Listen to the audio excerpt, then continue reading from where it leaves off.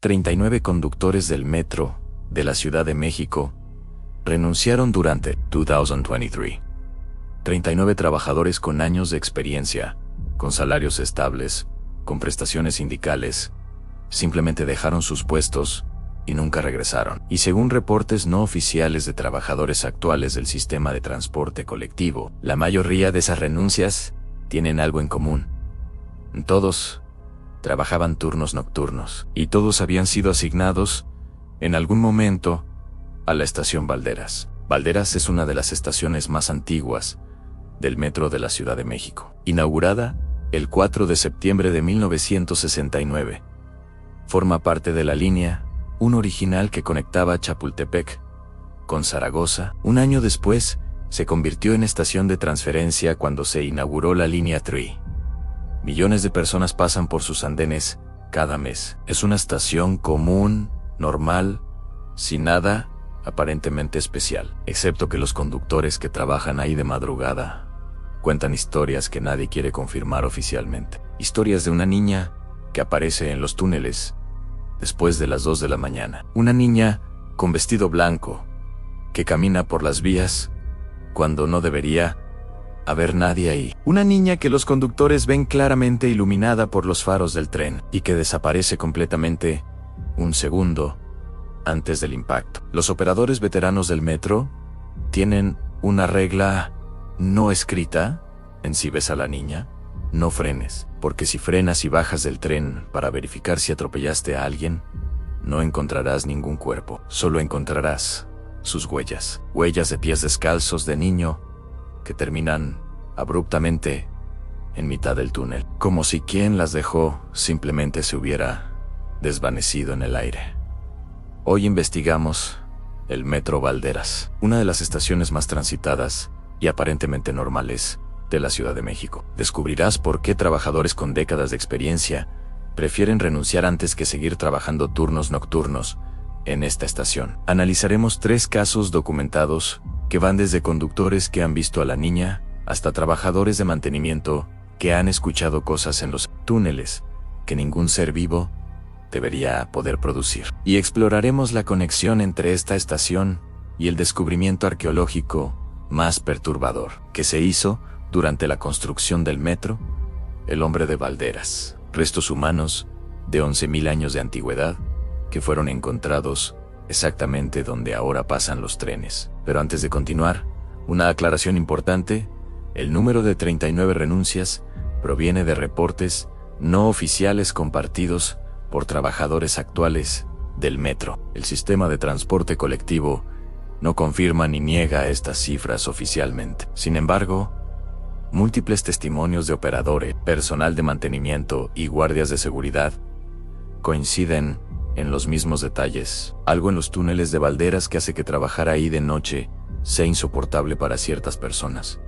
Esto es Expediente Paranormal. Soy Señor Pesadillas. En este episodio seré completamente transparente sobre qué información es verificable oficialmente y que proviene de testimonios de trabajadores. Porque este canal se construye sobre honestidad, no sobre clickbait sensacionalista. Si valoras investigación seria, incluso cuando admite sus limitaciones, suscríbete. Y ahora sí, descendamos 25 metros bajo las calles del centro histórico y exploremos qué realmente sucede en los túneles del Metro Valderas cuando la ciudad duerme. El 4 de septiembre de 1969, el presidente Gustavo Díaz Ordaz inauguró la primera línea del sistema de transporte colectivo Metron, 12.6 kilómetros de longitud, 16 estaciones, de Chapultepec a Zaragoza. La construcción había tomado 27 meses de trabajo continuo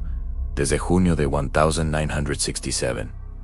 Valderas fue una de esas 16 estaciones originales, ubicada en el corazón del centro histórico, en el cruce de Avenida Chapultepec con la calle Valderas. La estación fue diseñada para servir como punto de conexión importante. Y un año después, en noviembre de 1970, se convirtió en la segunda estación de transferencia de toda la red cuando se inauguró la primera sección de la línea 3. La construcción de Valderas Requirió excavar 25 metros bajo el nivel de la calle. No es la estación más profunda del sistema. Esa distinción pertenece a algunas estaciones de la línea 7 que alcanzan 40 metros. Pero 25 metros es suficientemente profundo como para que el descenso por las escaleras tome varios minutos. Suficientemente profundo como para sentir el peso de toda la ciudad encima de ti cuando estás en el andén. Durante las excavaciones de 1967, los trabajadores encontraron algo inesperado, a poco más de 3 metros de profundidad. Mucho antes de alcanzar el nivel donde se construirían los túneles, encontraron huesos humanos. No huesos recientes, huesos fosilizados, huesos que el Instituto Nacional de Antropología e Historia, posteriormente, dataría en aproximadamente 11.000 años de antigüedad. El esqueleto, conocido oficialmente como el hombre del Metro Valderas, o el hombre de Valderas, perteneció a un individuo que vivió durante el período Pleistoceno tardío. Cuando fue encontrado, estaba en posición fetal, enterrado con lo que parecían ser herramientas y objetos ceremoniales primitivos. Los estudios posteriores determinaron que probablemente había sido un entierro ritual, no una muerte accidental. Los restos fueron removidos, catalogados y eventualmente exhibidos en el Museo del Metro. Durante años, la construcción continuó. Los túneles fueron completados. La estación fue inaugurada. Y oficialmente, eso fue todo. Un descubrimiento arqueológico importante, pero sin ninguna relevancia para la operación moderna del metro. Excepto que los trabajadores más antiguos del metro, aquellos que estuvieron durante la construcción o fueron contratados inmediatamente después de la inauguración, cuentan una historia diferente. Cuentan que después de remover los restos del hombre de Valderas, los trabajadores comenzaron a reportar sensaciones extrañas en esa sección específica del túnel. Frío repentino, sensación de ser observados, y ocasionalmente, muy ocasionalmente, la impresión de ver una figura humana en las sombras, que desaparecía cuando encendían las lámparas. Los ingenieros lo atribuyeron a nervios, a trabajar bajo tierra durante meses, a la presión psicológica de saber que habían perturbado un entierro de 11.000 años. Y probablemente tenían razón. Probablemente todo era psicológico. Hasta que comenzaron los incidentes nocturnos. El metro de la Ciudad de México opera desde las 5 de la mañana hasta medianoche de lunes a viernes, con horarios extendidos los fines de semana. Después del último tren, cuando las estaciones cierran al público, comienza el turno de mantenimiento nocturno. Trabajadores que revisan vías, limpian instalaciones, reparan equipos y conductores que mueven trenes vacíos entre estaciones para posicionarlos para el día siguiente. Es durante estas horas, entre la 1 y las 5 de la mañana, cuando ocurren los reportes. En marzo de 2023, un conductor del metro, con 18 años de experiencia, a quien llamaremos Roberto para proteger su identidad laboral, estaba moviendo un tren vacío de la línea, desde la terminal Pantitlán hacia Valderas, para estacionamiento nocturno. Eran aproximadamente las 2:30 de la madrugada. El tren iba completamente vacío. Roberto era el único ser humano en esos 6 vagones. Cuando el tren entraba al túnel entre estaciones Isabel la Católica y Valderas, Roberto vio algo en las vías adelante. Algo pequeño, iluminado por los faros del tren. Una figura del tamaño de un niño. Su primer pensamiento fue que alguien había caído a las vías. Imposible a esa hora. Las estaciones estaban cerradas. Pero su entrenamiento automático activó el protocolo de emergencia. Aplicó los frenos. Pero a la velocidad que llevaba, sabía que no podría detenerse a tiempo. Cerró los ojos instintivamente esperando el impacto, el sonido horrible.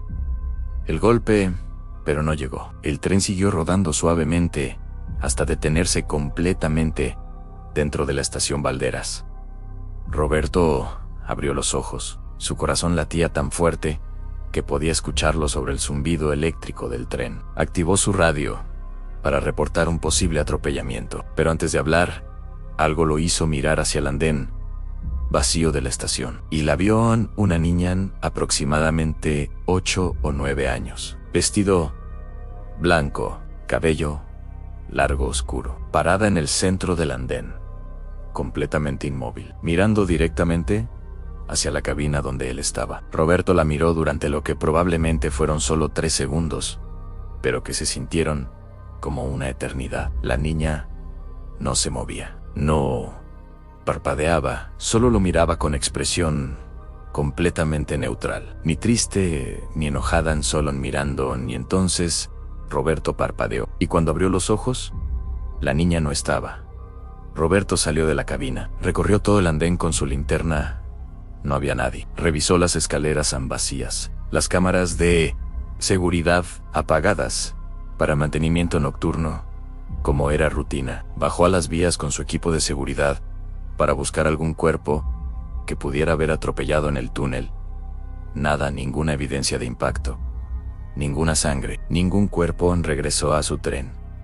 Completó su ruta. Estacionó el tren donde correspondía y cuando terminó su turno a las 6 de la mañana, solicitó formalmente no ser asignado nuevamente a rutas nocturnas que incluyeran Valderas. Su supervisor, según Roberto me contó en una conversación no oficial que acordamos no grabar, le preguntó si había visto a la niña. Roberto, sorprendido de que su supervisor conociera ese detalle específico, confirmó. El supervisor simplemente asintió y aprobó su solicitud, sin más preguntas, porque aparentemente Roberto no era el primero en reportar exactamente esa misma experiencia. Cuando le pregunté a Roberto si creía que lo que vio era real o algún tipo de alucinación causada por cansancio o estrés, su respuesta fue directa: trabajo en el metro desde 2005. He hecho miles de turnos nocturnos. He estado cansado, estresado, con sueño.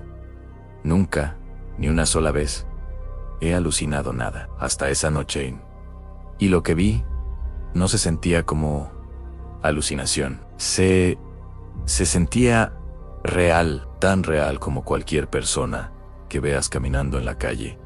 Y la manera en que me miraba era como si supiera exactamente quién era yo, como si me estuviera esperando específicamente. Roberto dejó de trabajar turnos nocturnos después de ese incidente, pero no renunció. Sigue trabajando en el metro, solo durante el día. Y, según él, conoce personalmente al menos otros 7 conductores que han tenido experiencias similares en Valderas. Algunos continúan trabajando turnos diurnos, otros renunciaron completamente. En agosto de 2023, un equipo de mantenimiento de 3 personas fue asignado a realizar reparaciones en la sección de túnel entre Valderas y Salto del Agua en la línea 1. El trabajo requería que estuvieran en el túnel entre las 2 y las 5 de la madrugada, cuando no había trenes circulando. Uno de los miembros de ese equipo, a quien llamaremos Javier, 34 años, electricista especializado, con 12 años trabajando en mantenimiento del metro, describió lo que experimentaron esa noche en una conversación que tuvimos en octubre de 2024. Según Javier, las primeras 2 horas de trabajo fueron completamente normales. Estaban reemplazando secciones de cableado eléctrico dañadas, 3 personas trabajando con lámparas frontales y equipos de iluminación portátiles. El túnel estaba silencioso, excepto por sus propias conversaciones y el sonido de sus herramientas. Alrededor de las 3:45 de la madrugada, Javier estaba trabajando aproximadamente 50 metros adelante de sus 2 compañeros, cuando escuchó algo que lo hizo detenerse. En voces infantiles, múltiples niños hablando al mismo tiempo, muy claramente. Venían de más adelante, en el túnel, en dirección a la estación Valderas. Javier llamó a sus compañeros. Les preguntó si también escuchaban voces. Ambos dejaron de trabajar y escucharon. Durante aproximadamente 10 segundos, los 3 escucharon claramente voces de niños.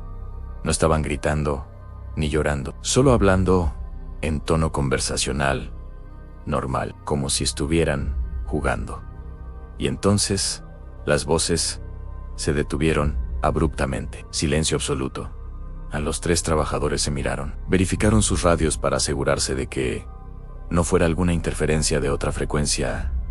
No había nada. Uno de ellos sugirió que podría ser eco distorsionado de algo en la superficie, 30 metros arriba. Sonido viajando por las estructuras de concreto y metal de manera extraña. Decidieron continuar trabajando, pero ahora los tres estaban juntos. Nadie quería estar separado después de escuchar eso. 15 minutos después, alrededor de las 4 de la madrugada, escucharon pasos claros de alguien corriendo, pasos pequeños, como de un niño, corriendo por el túnel hacia ellos, desde la dirección de Valderas. Los tres apuntaron sus lámparas hacia el sonido. Iluminaron completamente esa sección del túnel. No había nadie, pero los pasos continuaban. Se acercaban, cada vez más claros, y entonces pasaron. Los tres sintieron claramente algo pasar corriendo entre ellos. Sintieron el desplazamiento de aire, sintieron la presencia, pero no vieron absolutamente nada. Los pasos continuaron alejándose túnel abajo, y entonces se detuvieron completamente. Javier y sus dos compañeros empacaron su equipo inmediatamente. No completaron el trabajo, salieron del túnel y reportaron a su supervisor que habían experimentado algo que no podían explicar y que se negaban a regresar a esa sección específica del túnel para trabajo nocturno. El supervisor, según Javier, no pareció sorprendido. Simplemente reasignó el trabajo a otro equipo para el día siguiente, durante horas de operación normal, cuando había trenes circulando. El trabajo se completó sin incidentes. Cuando le pregunté a Javier si él personalmente creía que lo que experimentaron era paranormal, o si tenía alguna explicación racional que prefiriera, me respondió: soy electricista. Trabajo con sistemas lógicos, con causa y efecto medibles. No creo en fantasmas, o no creía hasta esa noche, porque lo que escuchamos no fue eco. Lo que sentimos pasar entre nosotros no fue aire de alguna ventilación. Fue algo con presencia física. Algo que desplazó aire, como lo haría un cuerpo sólido. Y sin embargo, no había nada visible. Entonces, ¿qué fue? No tengo respuesta. Y honestamente preferiría no tenerla. Prefiero simplemente no regresar a ese túnel de noche. Javier sigue trabajando en mantenimiento del metro, pero solicitó y obtuvo transferencia a equipos que trabajan exclusivamente en horarios diurnos. Según él, 2 de cada 5 trabajadores de mantenimiento nocturno, eventualmente, solicitan transferencia, después de experiencias que no pueden explicar en diversas estaciones. Valderas es la estación con más solicitudes de transferencia. En junio de 2024, una pasajera del metro, cuyo nombre es Ana Sofía Morales, 26 años, diseñadora gráfica, tomó una fotografía en la estación Valderas alrededor de las 11 de la noche, que posteriormente se volvió viral en redes sociales mexicanas. Ana Sofía estaba esperando el último tren de la línea, en dirección a Pantitlán. El andén estaba relativamente vacío, quizás 20 personas esperando. Ella estaba tomando fotografías del andén para un proyecto personal de fotografía urbana que estaba desarrollando. Tomó varias fotos del túnel, de los mosaicos característicos del metro, de otros pasajeros, y una foto específica del túnel oscuro, donde los trenes entran a la estación. Revisó las fotos rápidamente en su teléfono antes de guardar su cámara, y notó algo extraño en la foto del túnel. Había algo ahí, una figura pequeña, apenas visible en la oscuridad del túnel. Parecía estar parada justo en el borde donde termina la iluminación de la estación y comienza la oscuridad absoluta del túnel. Ana Sofía amplió la foto. Era una niña, claramente una niña, con lo que parecía ser un vestido claro, parada completamente inmóvil mirando hacia el andén. Ana Sofía miró hacia el túnel directamente. No había nadie ahí. Tomó otra foto inmediatamente. En esta segunda foto, tomada 10 segundos después de la primera, no había nada. Solo oscuridad vacía. El tren llegó. Ana Sofía abordó y durante el viaje a casa, revisó obsesivamente ambas fotos. La niña estaba definitivamente en la primera foto. Definitivamente no estaba en la segunda. Y definitivamente no había nadie físicamente parado en ese túnel cuando ella tomó las fotos, porque habría sido completamente peligroso. Los trenes pasan por ahí. Ana Sofía publicó la foto en su cuenta de Twitter la siguiente noche, con el caption: foto tomada anoche en Metro Valderas. ¿Alguien puede explicar qué es eso en el túnel? La foto fue compartida más de 50,000 veces. Los comentarios estaban divididos entre escépticos que insistían que era pareidolia, que el cerebro humano ve caras y figuras en patrones aleatorios, y personas que juraban que era evidencia clara de actividad paranormal. Varios usuarios etiquetaron a cuentas de investigadores paranormales. Algunos sugirieron que era la niña fantasma que supuestamente habita en los túneles de Valderas, Ana Sofía, quien nunca había escuchado esas leyendas antes de publicar su foto. Comenzó a investigar y descubrió los múltiples testimonios de trabajadores del metro que habían reportado ver exactamente lo que su foto parecía capturar. Contacté a Ana Sofía en octubre de 2024 en mí. Envió tanto la foto original, en alta resolución, como los datos E, X y F, que confirman que fue tomada el 23 de junio de 2024, a las 11:14 de la noche, en la ubicación exacta de la estación Valderas. Envié la foto a 2 expertos en análisis forense digital. Ambos confirmaron que no hay evidencia de manipulación. Lo que sea que la cámara capturó, lo capturó genuinamente. Cuando le pregunté a Ana Sofía qué cree que fotografió, me respondió: honestamente, no soy diseñadora. Trabajo con imágenes todo el día. Sé reconocer cuando algo ha sido editado, y sé que yo no edité esa foto. Lo que salió en la imagen es lo que mi cámara vio. Si era una persona real, una niña real, parada peligrosamente en ese túnel, entonces alguien debería investigar por qué. Si era algo más, algo no físico, entonces tengo evidencia fotográfica de algo que no debería existir. Y honestamente, no sé cuál posibilidad me inquieta más, después de 6 meses investigando. Conversé con 11 trabajadores actuales o ex trabajadores del sistema de transporte colectivo. Hay patrones innegables en sus testimonios. Patrón, una hora específica. Absolutamente todos los incidentes reportados en Valderas ocurren entre las 2 y las 5 de la madrugada, durante horarios de operación normal, con trenes circulando y andenes llenos de pasajeros. No hay reportes. Solo durante las horas de mantenimiento nocturno, cuando las estaciones están cerradas y los túneles están vacíos. Patrón 2. Descripción consistente. Múltiples testigos que no se conocen entre sí describen ver exactamente lo mismo. Una niña de aproximadamente 8 o 9 años. Vestido blanco o claro, cabello largo oscuro, completamente inmóvil, mirando fijamente. La consistencia en estos detalles, a través de testimonios independientes, separados por años, es significativa. Patrón 3. Ausencia de evidencia física. En ningún caso hay evidencia física dejada. No hay huellas, no hay cuerpos, no hay explicación lógica de cómo una niña real podría estar en túneles sellados a esas horas. Y sin embargo, múltiples personas con entrenamiento profesional, con años de experiencia trabajando en esos espacios, reportan experiencias que no pueden explicar racionalmente. Los escépticos, y hay muchos escépticos legítimos, argumentan que todo se explica con psicología. Trabajar solo bajo tierra de madrugada es estresante. El cerebro humano es propenso a ver patrones donde no los hay. Las historias se comparten entre trabajadores, creando expectativas que luego son confirmadas por experiencias que en realidad son malas interpretaciones de sombras, reflejos o sonidos normales del túnel, amplificados por miedo sugestivo. Todo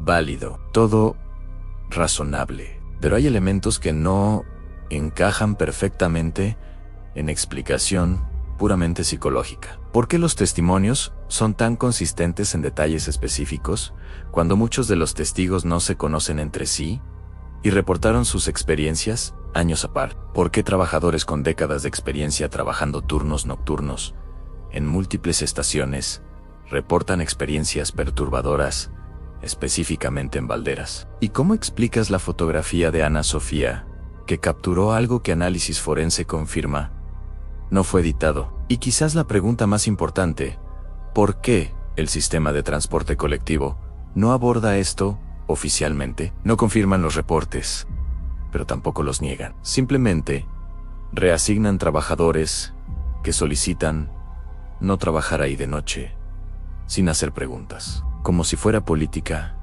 no escrita, aceptar que hay algo en Valderas que hace que ciertos turnos sean insoportables para ciertas personas. Durante la construcción de la estación Valderas en 1967, trabajadores encontraron los restos de un hombre que murió hace 11.000 años. Un entierro ritual del Pleistoceno tardío. Removieron los huesos.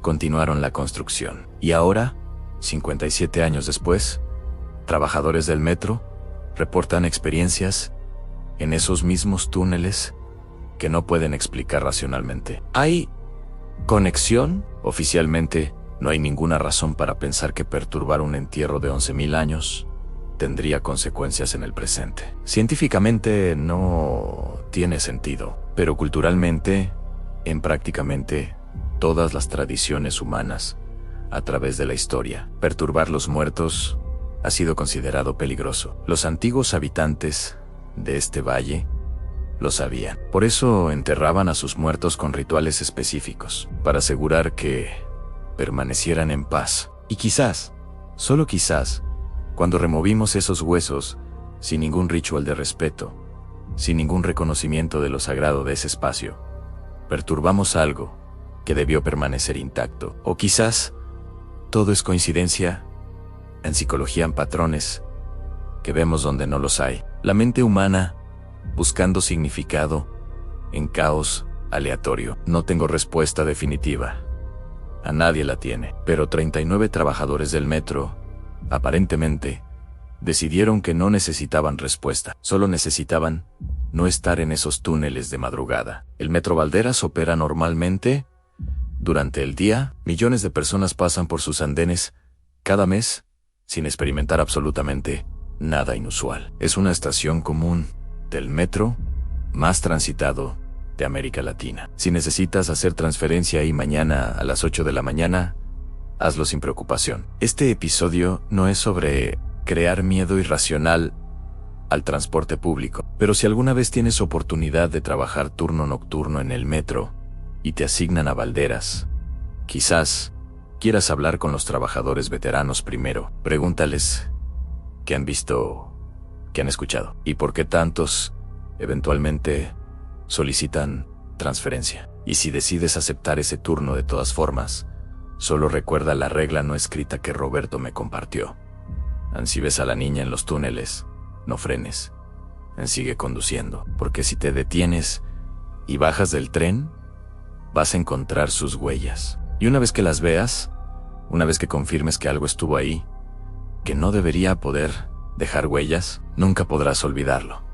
Necesito escuchar tu experiencia. ¿Trabajas o has trabajado en el metro de la Ciudad de México? ¿Has experimentado algo inexplicable en Valderas o en cualquier otra estación durante turnos nocturnos? ¿Conoces a trabajadores que hayan renunciado por razones que no pueden explicar? Déjamelo en comentarios. Este episodio es apenas el inicio de la investigación. Cada testimonio adicional ayuda a entender qué realmente sucede bajo las calles de esta ciudad. Si esta investigación de 25 minutos te impactó, suscríbete. Cada domingo investigo casos reales del terror mexicano con honestidad sobre qué es verificable y qué no. Cada miércoles publico testimonios nocturnos con historias más breves. Este próximo miércoles, un testimonio nocturno sobre el Callejón del Beso en Guanajuato, la historia romántica de terror que todos conocen, pero también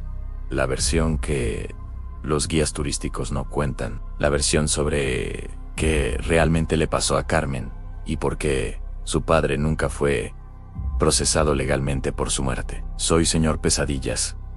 Esto fue Expediente Paranormal número 7 en Metro Valderas. 39 renuncias. Una niña en los túneles. Y la pregunta que nadie quiere responder oficialmente. Y si mañana tomas el metro en Valderas, no te preocupes. Durante el día, es completamente seguro. Pero si alguna vez te encuentras en esa estación después de medianoche, cuando los andenes están vacíos y los últimos pasajeros se han ido, quizás quieras no mirar demasiado fijamente hacia la oscuridad de los túneles, porque si miras suficiente tiempo, eventualmente algo va a mirar de regreso. Hasta la próxima investigación. Y recuerda, las historias más aterradoras son aquellas donde los testigos tienen mucho más que perder al mentir que al decir la verdad.